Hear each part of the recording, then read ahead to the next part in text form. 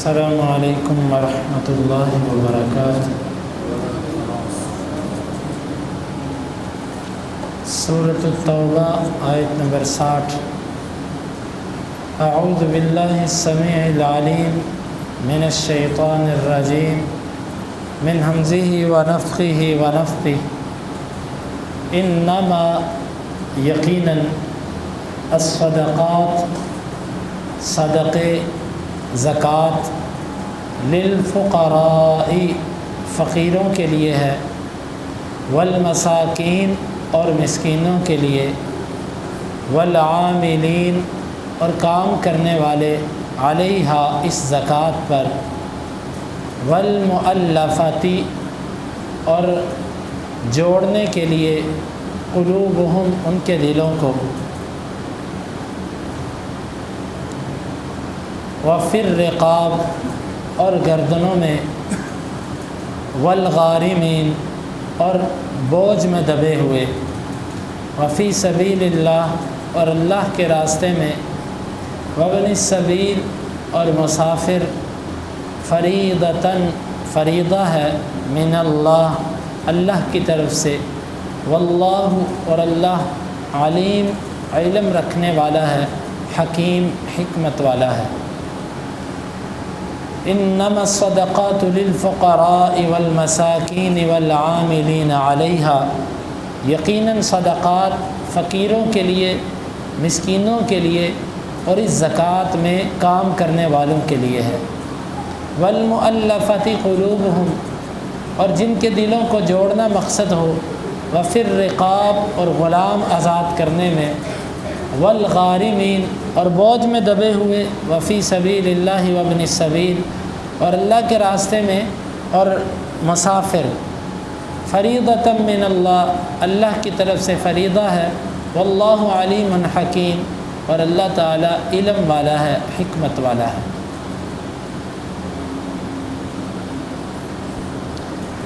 پیچھے والی آیتوں میں منافقین نے اللہ کے رسول صلی اللہ علیہ وسلم کی تقسیم پر اعتراض کیا کہ یہ تقسیم عدل پر مبنی نہیں ہے۔ اس پر اللہ تعالیٰ نے ان کی قباحت کو بیان کیا اور یہ مسئلہ واضح کیا کہ اللہ اور اس کا رسول جسے دے وہی اس کا حق تھا اور کسی کا حق نہیں ہے۔ تو یہاں پر اللہ تعالیٰ نے وہ آیت اتار دی کہ سنو آج کے بعد صدقے اور زکاتیں اس طریقے پر تقسیم ہوں، یعنی اللہ تعالیٰ نے خود فیصلہ سنا دیا تاکہ کوئی نبی کریم صلی اللہ علیہ وسلم پر اعتراض نہ کر سکے کہ انہوں نے اپنی طرف سے تقسیم کی۔ اور ابو داؤد کی حدیث میں آتا ہے کہ صحابی کہتے ہیں کہ میں آپ کے ہاتھ پر بیعت کی، مسلمان ہوا، تو میرے بیٹھے بیٹھے ایک شخص آیا اور کہنے لگا اللہ کے رسول صلی اللہ علیہ وسلم مجھے بھی کچھ دیجیے۔ آپ نے فرمایا کہ اس مال میں تمہارا کوئی حق نہیں۔ اللہ تعالیٰ نے زکوٰۃ کی تقسیم نہ کسی نبی کے ذمے چھوڑی ہے، نہ کسی غیر کے ذمے، نہ کسی نبی کی تقسیم پر راضی ہوا، نہ کسی غیر نبی کی تقسیم پر، بلکہ زکوٰۃ اور صدقات کی تقسیم اللہ تعالیٰ نے خود کی ہے۔ اس روایت کی سند میں کچھ کلام ہے، لیکن اس آیت کی تفسیر میں مفسرین نے لکھا ہے کہ اللہ تعالیٰ نے صدقات کی تقسیم خود کر دی ہے۔ صدقے کا لفظ دو معنی کے لیے استعمال ہوتا ہے، بلکہ تین معنی کے لیے۔ صدقے کا لفظ کبھی کبھار زکوٰۃ کے معنی میں استعمال ہوتا ہے، جس طرح کہ یہاں پر زکوٰۃ کے معنی میں استعمال ہوا، اور کبھی کبھار صدقے کا لفظ انسان نے کوئی نظر مانی ہو اس کو پورا کرنے کے لیے بھی استعمال ہوتا ہے کہ بھئی میں نے نظر مانی تھی تو یہ اللہ کے راستے میں صدقہ کروں گا، یہ صدقہ کر دیا میں نے۔ یا کبھی کبھار انسان ویسے ہی نفلی طور پر کوئی چیز کہتا ہے چلو اللہ کے راستے میں صدقہ کر دو، اللہ کے راستے میں خرچ کرنا فی سبیل اللہ، اس پر بھی صدقے کا لفظ بولا جاتا ہے۔ تو یہ صدقے کے مختلف معانی ہیں۔ صدقے کا لفظ زکوٰۃ کے لیے بھی استعمال ہوتا ہے، اور انسان نے جو نظر مانی ہو، جو لازمی طور پر اپنے اوپر لازم کر چکا ہو زکوٰۃ کے علاوہ، اس کو بھی صدقہ کہہ دیا جاتا ہے۔ اور اسی طرح صدقے کا لفظ جو ہے تحفہ تحائف کے معنی میں بھی استعمال ہوتا ہے۔ عربوں کے ہاں یہ عام طور پر لفظ بولا جاتا ہے کہ میں نے آپ پر یہ تصدقت علیک، میں نے آپ پر صدقہ کیا، یعنی صدقے کا معنی ادھر ہبہ اور تحفہ ہوتا ہے۔ ہمارے معاشرے کے اندر صدقے کا لفظ معیوب سمجھا جاتا ہے کہ اگر کسی صاحب حیثیت کو یا کسی خوددار آدمی کو کہہ دیا جائے کہ یہ آپ پر میں صدقہ کر رہا ہوں، تو شاید وہ اس چیز کو قبول نہ کرے کہ جاؤ صدقے کا میں مستحق نہیں، صدقہ کسی اور پہ کرو۔ تو یہاں پر صدقے کا جو لفظ استعمال ہوا یہ زکوٰۃ کے معنی میں ہے۔ زکوٰۃ لفظی معنی اس کے دو ہیں، ایک ہے اس کا معنی پاک اور دوسرا اس کا معنی بڑھنا۔ تو زکوٰۃ سے مال پاک بھی ہوتا ہے اور بڑھتا بھی ہے، اس لیے اس کو زکوٰۃ کہا جاتا ہے۔ زکوٰۃ جو ہے اس کے مصارف اللہ تعالیٰ نے 8 بیان کیے۔ اگر کوئی ان مصارف کے اندر آئے گا تو وہ زکوٰۃ کا حقدار ہے، اگر ان مصارف کے اندر کوئی نہیں آتا تو وہ زکوٰۃ کا حقدار نہیں ہے۔ اس میں بھی اہل علم کا اختلاف ہے کہ زکوٰۃ ان 8 قسموں کے اندر بانٹنی چاہیے یا کسی ایک کو بھی دے دی جائے۔ امام شافعی وغیرہ رحمہم اللہ ان کا موقف یہ ہے کہ زکوٰۃ جو ہے ان 8 قسموں کے اندر تھوڑی تھوڑی کر کے بانٹنی چاہیے، تاکہ اللہ تعالیٰ نے فرمایا کہ صدقہ ان 8 قسم کے لوگوں میں ہوگا، تو آپ کی زکوٰۃ بھی ان 8 قسم کے لوگوں میں جانی چاہیے۔ یہ امام شافعی کا موقف ہے۔ لیکن دوسری طرف جمہور اہل علم، امام مالک اور دیگر تمام محدثین تقریباً ان کا موقف یہ ہے کہ نہیں، ضروری نہیں کہ 8 قسم کے لوگوں کے اندر زکوٰۃ کو تقسیم کیا جائے، بلکہ آپ دیکھو ضرورت مند اور حقدار کون ہے۔ جہاں ضرورت اور حق زیادہ ہو وہاں پر کسی ایک کو بھی ساری زکوٰۃ دی جا سکتی ہے، اور یہی موقف درست ہے۔ یہی موقف درست ہے۔ نبی کریم صلی اللہ علیہ وسلم کی سیرت مبارک سے بھی ایسا ہی ملتا ہے۔ ایسا نہیں ملتا کہ آپ زکوٰۃ لے کر 8 قسم کے لوگوں میں تھوڑی تھوڑی بانٹتے تھے۔ تو یہ بات بھی طے ہو گئی کہ زکوٰۃ 8 قسم کے لوگوں میں بانٹنا ضروری نہیں۔ جس کو آپ زیادہ حقدار سمجھیں، ضرورت مند سمجھیں، اس کو ساری بھی دے سکتے ہیں اور کچھ بھی دے سکتے ہیں۔ تیسری اہم بات زکوٰۃ کے متعلق کہ ہمارے معاشرے کے اندر زکوٰۃ جو ہے وہ تھوڑی تھوڑی کر کے دی جاتی ہے۔ 1000 2000 3000 اس کو دے دیا، کوئی 4-5 ہزار اس کو دے دیا، کوئی 2-4 ہزار اس کو دے دیا۔ حقیقت یہ ہے کہ زکوٰۃ دینے کا صحیح طریقہ یہ ہے کہ چھٹا نہ مارا جائے۔ ہم چھٹا مارتے ہیں، تھوڑا سا اس کو، تھوڑا سا اس کو، تھوڑا سا اس کو۔ اگر زکوٰۃ سے ہم چند لوگوں کو کھڑا کر دیں، اگر وہ کھڑا ہونے والے ہوں، تو یہ بہت اچھا کام ہے کہ کم از کم آپ نے معاشرے میں سے کوئی 2-4 محتاج کم کر دیے۔ کسی کو سبزی کا کام بندہ کروا دیتا ہے، کسی کو کوئی چھوٹی موٹا رکشہ لے دیتا ہے، اس طرح اگر وہ کام کرنے والے ہوں۔ لیکن بعض جگہیں ایسی بھی ہوتی ہیں کہ وہاں پر کام نہیں ہو سکتا، مثلا کوئی بیوہ ہے، یتیم بچیاں ہیں، کچھ ایسے معاملات ہیں، وہاں پر پھر دوسرا سلسلہ ہی چل سکتا ہے ماہانہ۔ لیکن زیادہ کوشش یہ کرنی چاہیے کہ لوگوں کو اس طریقے سے زکوٰۃ دی جائے کہ ان کو اتنا دیں کہ وہ اپنے پاؤں پہ کھڑے ہو جائیں، محتاج کو سدا محتاج نہ رکھا جائے۔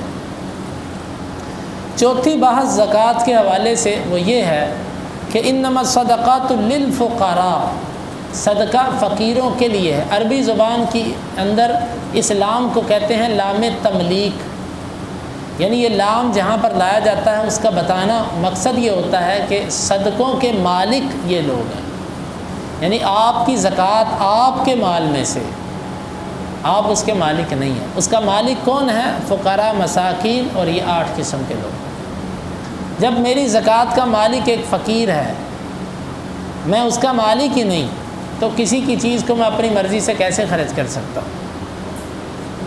میرا مطلب یہ ہے کہ کسی کی زکوٰۃ آپ کے پاس جس شکل کے اندر ہے آپ اسی شکل میں اس کے سپرد کر دیں۔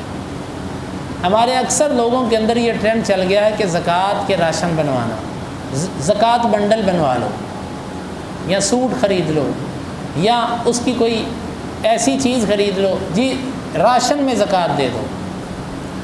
بھائی اللہ کے بندو، دنیا کی ضرورت راشن تو نہیں ہے۔ آپ اگر کسی کو زکوٰۃ کا مستحق ہاں آپ نے ویسے خیرات کرنی ہے راشن میں تو کر دیں، لیکن آپ زکوٰۃ کو راشن کے مد میں لاتے ہیں، اس کے بنڈل بناتے ہیں، اس کے بعد پھر آپ کہتے ہیں کہ جی ان لوگوں میں اس طرح راشن تقسیم کر دیا جائے۔ حالانکہ جب کوئی بندہ مستحق ہے تو آپ اس کو پیسے دیں، وہ چاہے اپنے گھر کا کرایہ دے، وہ چاہے اپنی دوائی لے، وہ چاہے اپنے بچوں کی فیسیں دے، وہ چاہے اپنے بچوں کے کپڑے بنائے، وہ جو مرضی کرے، وہ مالک ہے اس کا۔ اس کے مال کے اندر میں تصرف کیوں کروں؟ یہ تو ایسے ہی ہے کہ میں نے کسی سے قرض لینا ہو اور وہ بندہ مجھے کہے کہ بھائی قرض نہیں، میں تمہیں راشن لے کے بھیج دیتا ہوں تمہارے گھر، مجھے کتنا برا لگے گا، کیونکہ ان پیسوں کا مالک میں ہوں۔ اللہ تعالیٰ نے فرمایا انما الصدقات للفقراء، مفسرین نے لکھا کہ ان زکوٰۃ کے مالک ہی 8 قسم کے لوگ ہیں۔ جب وہ مالک ہیں، میں مالک ہی نہیں، تو میں ان کے مال میں تصرف کیوں کروں، کیوں میں اس کو خرچ کروں؟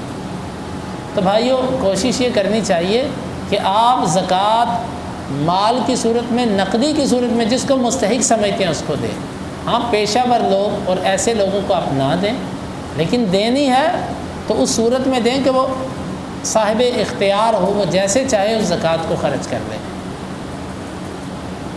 اور اسی طرح بعض لوگوں نے ان 8 قسموں کے علاوہ بھی کچھ ایسے رفائی اور فلاحی سلسلوں میں زکوٰۃ کو لگانا شروع کر دیا۔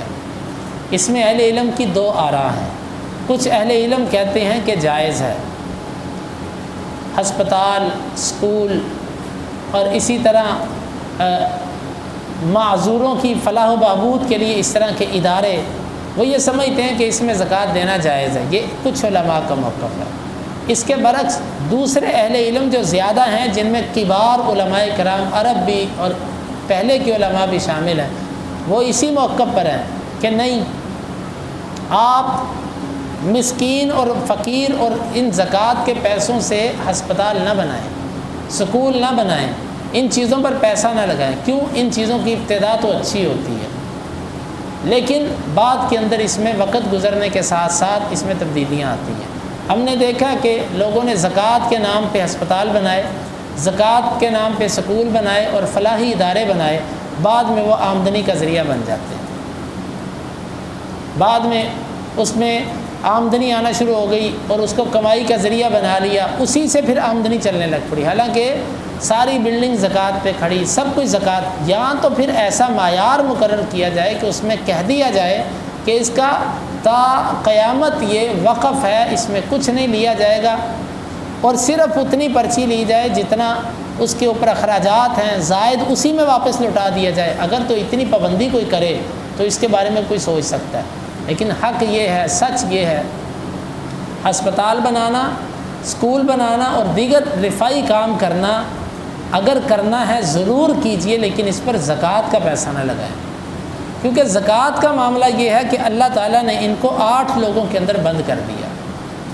ہم نے فقیر کو، غریب کو زکوٰۃ دینی ہے، یہ مطلب نہیں میں ہسپتال بنا کے کہوں کہ بھئی میرے سے جسے زکوٰۃ دینی ہے وہ بیمار ہو کے آئے۔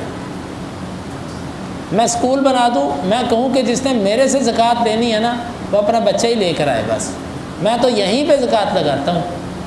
یا میں یہ کہہ دوں کہ جی میرا فلاں قسم کا ادارہ ہے، جس نے کچھ میرے سے فائدہ لینا ہے وہ اسی صورت میں لے سکتا ہے۔ یہ طریقہ بھائیو اس پر ذرا غور کیجئے گا، ہمارے معاشرے کے اندر یہ چل چکا ہے ایک طریقہ، لیکن یہ طریقہ اچھا طریقہ نہیں ہے۔